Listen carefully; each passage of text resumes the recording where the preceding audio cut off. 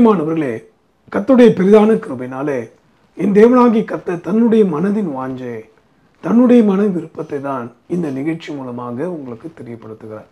ஆக காது உள்ளவன் கேட்க கடவன் என்ற வேத வாக்கியத்தின்படி தங்களுக்கு இஷ்டமானபடி, தங்களுக்கு விருப்பமானபடி காரியங்களை செய்யக்கூடியவர்களுக்கு இந்த ப்ரோக்ராம் அல்லது இந்த நிகழ்ச்சி, இந்த கர்த்தருடைய தீர்க்கதரிசன வார்த்தை 1% கூட நன்மையை உண்டு பண்ணாது. ஆனால் அறியாமை நீரில் சிக்கி பலவிதமான ரகசிய துணிகிற பாவங்களில் ஈடுபட்டு அவைகளிலிருந்து வெளியே வர முடியாதபடி, எனக்கு ஒரு விடுதலை வேண்டும், உண்மையாகவே நான் இயேசுவுக்காக புனிதமாய் வாழ வேண்டும், அவர் நாம மகிமைக்காக நான் வாழ வேண்டும், அவர் தருகிற ஆசீர்வாதங்களை பத்திரமாய் காத்து அவைகளால் பலருக்கு நான் ஆசீர்வாதமாய் மாற வேண்டும் என்கிற ஒரு நல்ல எண்ணத்தோடு அல்லது ஒரு பிறரை குறித்த அக்கறையோடு இருக்கக்கூடியவர்களுக்கு இந்த வேத வாசிப்பு, இந்த வேத வாக்கியங்கள் அடியின் மூலமாய் கர்த்தர் கொடுக்கிற ஆலோசனைகள், எச்சரிப்பு மற்றும் புத்தி சொல்வது போன்ற இந்த திவ்ய காரியங்கள் மிகுந்த ஆசீர்வாதத்தை உண்டு பண்ணுவதை நாங்கள் பல சாட்சிகள் மூலமாய் கேள்விப்படுகிறோம்.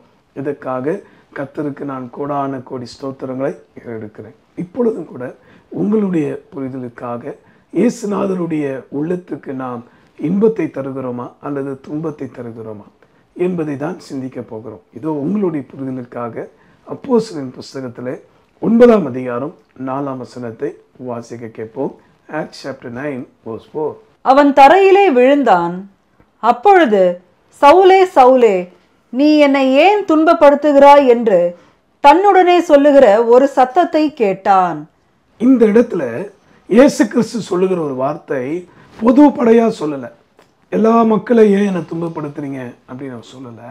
தெளிவாக சொல்றது, சவுலே சவுலே, a particular message for a particular person. ஒரு குறிப்பிட்ட மனிதனுக்கு தேவன் கொடுக்கிற ஒரு குறிப்பிட்ட ஒரு செய்தி தான், நீ ஏன் என்னை துன்பப்படுத்துகிறாய். அன்பானவர்களே, இன்றைக்கும் கூட நாம் இந்த செய்தி, இந்த வார்த்தையை கேட்டுக்கொண்டிருக்கிற உங்கள் ஒவ்வொருக்கும் கூறிய செய்தி. ஏதோ இயேசு அறியாத மக்களுக்கு ஒரு செய்தி, இயேசு அறிந்தவர்களுக்கு ஒரு செய்தி என்று நீங்கள் பிரித்து பார்க்க வேண்டாம். இந்த வார்த்தை உங்களை சந்தித்து கொண்டிருக்கும் போதே, நீங்கள் எந்த தேசத்தில் வேணால் இருக்கலாம், நீங்கள் எந்தப்பட்ட சூழ்நிலை வேணால் இருக்கலாம், இன்னைக்கு உங்கள் வாழ்க்கையில் நீங்கள் செயல்படுகிற ஒவ்வொரு காரியங்களும் நம்மை உண்டாக்கின தேவனுக்கு மகிழ்ச்சியை கொடுக்கிறதா அல்லது பெரும் துன்பத்தை தருகிறதா, இதை தான் இன்றைக்கு நாம் சிந்திக்க போகிறோம். ஒரு நல்ல மகன் என்ன செய்வான், தன் தகப்பனுக்கு ஒரு காரியம் பிடிக்கலன்னா உடனே அதை விட்டுடுவாங்க. அதே போல தான் ஒரு நல்ல மகள் தன்னுடைய பெற்றோருக்கு ஒரு காரியம் பிடிக்கலன்னா என்ன செய்வா, சரி நான் தவறாய் நடந்து விட்டேன், என்னை மன்னிங்கள் என்று சொல்லி ஒப்புரவாகி சீர்பட்டு போவார்கள். நான் சொல்வது வேதத்தில் தெளிவாக சொல்லப்பட்டிருக்க, ஞானமுள்ள மகன் தன் தகப்பனை சந்தோஷப்படுத்துகிறான். பிரியமானவர்களே, நீங்களும் நானும் மகிழ்ச்சியோடு, சந்தோஷத்தோடு, எப்பொழுதும் ஆசீர்வாதத்தோடு, விடுதலையோடு வாழ வேண்டும் என்பதில் அதிக அக்கறை உள்ள ஒரே தெய்வம், பேசும் தெய்வம், மனிதராகி என்னை ரட்சித்து பயன்படுத்துகிற இயேசு கிறிஸ்து ஒருவரே. அதனால் தயவு செய்து இந்த வார்த்தை உங்கள் ஒவ்வொருக்குரியது என்பதை மனதில் வைத்து, முதலாவது எனக்குரியதுங்க, பின்புதான் உங்களுக்கு நான் சொல்லுகிறேன். ஆக இயேசுவின் கிருபையினாலே நான் இயேசுவை ஏற்றுக்கொண்டு 36 ஆண்டுகள் மேலாயிற்று.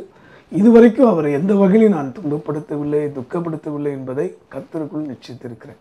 ஒருவேளை சில சம்பவங்கள் அப்படி நடந்திருக்குமானால் நான் சொல்லும் முன்பே இயேசப்பா தன் ரத்தத்தினால் என்னை கழுவி விட்டதையும் நான் உணர்கிறேன். ஆக துதியும் கனமும் மகிமையும் கர்த்தருக்கு உண்டாகட்டும். ஆக இங்கே சொல்லப்பட்டு, ஏன் என்னை துன்பப்படுத்துகிறார்? நம்மை உண்டாக்கின தெய்வம், நம்மை உருவாக்கின கர்த்தர், நமக்கு ஜீவ சுவாசத்தை தந்த தேவன் இவ்வளவு உரிமையோடு சொல்லுகிறார், ஏன் என்னை துன்பப்படுத்துகிறார்? எது இன்றைக்கு மனித சமுதாயம் தன்னை படைத்த தேவனை எந்த விஷயத்தில் துன்பப்படுத்துகிறார்கள்? இதை குறித்து நான் சிந்தித்து பார்க்கும்போது, எரேமியாவின் புஸ்தகத்தில் 16ஆம் அதிகாரம் 20ஆம் வசனத்தை வாசிக்கும் போது நாம் தெரிந்து கொள்ளலாம். எரேமியா chapter 16 verse 20. மனுஷன் தனக்கு தேவர்களை உண்டு பண்ணலாமோ? அவைகள் தேவர்கள் அல்லவே. ஏன் என்னை துன்பப்படுத்துகிறாய்? இந்த வார்த்தை கேட்கிறேன் அன்பானவர்களே. நானும் உங்களில் போல ஒரு காலத்தில் அறியாமை இருள் வாழ்ந்தபோது, மனிதன் தனக்கு தேவர்களை உண்டு பண்ணலாமோ? அவைகள் தேவர்கள் அல்லவே. அப்போ மனிதன் தன் கற்பனையினால் உருவாக்கின பல காரியங்கள் உண்டு. அவைகள் எல்லாம் எடுத்து நான் என்ன பண்ணேன், நம்பிக்கையோடு பின்பற்றினேன். இதனால தான் ஆண்டவர் துன்பத்தோடு வேதனைப்பட்டவர் ஒரு வார்த்தையை சொல்றாரு. யாத்ரா புஸ்தகம் 20ஆம் அதிகாரம் 3ஆம் வசனத்தை வாசிக்கும் போது நாம் தெரிந்து கொள்ளலாம். Exodus chapter 20 verse 3. என்னையன்றி உனக்கு வேறே தேவர்கள் உண்டாயிருக்க வேண்டாம். என்னை என்று. அப்போ இங்கே நல்லா கவனிங்க, ரெண்டு கூட்டம் இருக்கு. ஒன்று இயேசு கிறிஸ்துவை அல்லது இரட்சகராய் ஏற்றுக்கொண்ட ஒரு கூட்டம். ஒரு கூட்டம் பாரம்பரிய கிறிஸ்தவர்கள் என்று சொல்லும் அளவுக்கு தங்களுடைய முன்னோர்கள் வழியாக யெகோவா என்கிற நாமம் கொண்ட தேவனாகிய கர்த்தரை அறிந்த கூட்டம். உதாரணத்துக்கு நீங்கள் பழைய ஏற்பாட்டில் எடுத்தீங்கன்னா, இஸ்ரவேல் என் ஜனமே நான் உன்னை மறப்பதில்லை என்றார். ஆனால் அவர்களோ பல முறை கர்த்தரை மறந்து அவரை துன்பப்படுத்தினாங்க. ஏன்னா அந்நியர்கள், தேவனாகிய கர்த்தரை தொழுது கொள்ளாத அந்நியர்கள், தேவனாகிய கர்த்தரை பணிந்து கொள்ளாத பல மனிதர்கள் செய்யக்கூடிய அந்த விக்கிர ஆராதனைகள், அது தவறான வணக்கங்களை இஸ்ரவேல் மக்கள் கூட தங்களுடைய வசதிக்காக தேவனை துன்பப்படுத்தும்படி கொண்டு வந்தார்கள். இதுக்கு பைபிளில் ஆயிரக்கணக்கான உதாரணங்கள் உண்டு. இவை எல்லாவற்றிலும் கர்த்தர் நின்று நியாயம் செய்தார். இது பியூட்டி என்னன்னா, தன் ஜனம் தானே இஸ்ரவேல், தன்னுடைய நாவினால அழைக்கப்பட்ட ஜனம், தன்னால் ஆசீர்வதிக்கப்பட்ட இஸ்ரவேலை நான் உன்னை மறப்பதில்லை. இப்படிப்பட்ட வார்த்தைகள்லாம் உரிய மக்கள் தான். ஆனால் அவர்கள் தவறு செய்யும்போது, அவர்கள் தேவனை துன்பப்படுத்தும் போது தம்முடைய தீர்க்கதரிசிகளை அனுப்பி, தம்முடைய ஊழியக்காரர்களை அனுப்பி உணர்த்தினார். ஆனால் ஒரு லெவல் தாங்க எல்லாத்துக்கும் ஒரு லிமிட்டுங்க. ஆண்டவர் எடுத்த உடனே யாரையும் நியாயம் தீர்க்கிறதே கிடையாதுங்க. இன்றைக்கி நடக்கிறது அப்படி தான். நீங்கள் நினைக்கிறீங்க இன்றைக்கி விஷயம் வெளியே வந்துட்டுன்னு நினைக்கிறேன். ஆனால் எத்தனையோ வருடம் ஆண்டவர் பொறுமையாய், அன்பாய், சொப்பனத்தின் மூலமாய், தீர்க்கதரிசிகள் மூலமாய், வேதத்தை வாசிக்கும் போது வசனங்கள் மூலமாய், ஏன் கழுதை மூலமாக கூட பிள்ளையாமுக்கு புத்தி சொல்லியா? அப்படி ஆண்டு விட்டுருவாரா தன் ஜனத்தை? ஒரு தகப்பன் விட்டுருவானா தான் பிள்ளைய? விட மாட்டான். அப்படி இருக்கும்போது உங்களை என்ன உண்டாக்கின தேவன் எவ்வளவு மனதிற்கும் உள்ளவர், அவர் எவ்வளவு இறக்கம் உள்ளவர். இன்னைக்கு இந்த செய்தி நீங்கள் கேட்டுக்கொண்டிருப்பது அவருடைய கிருபை தான்.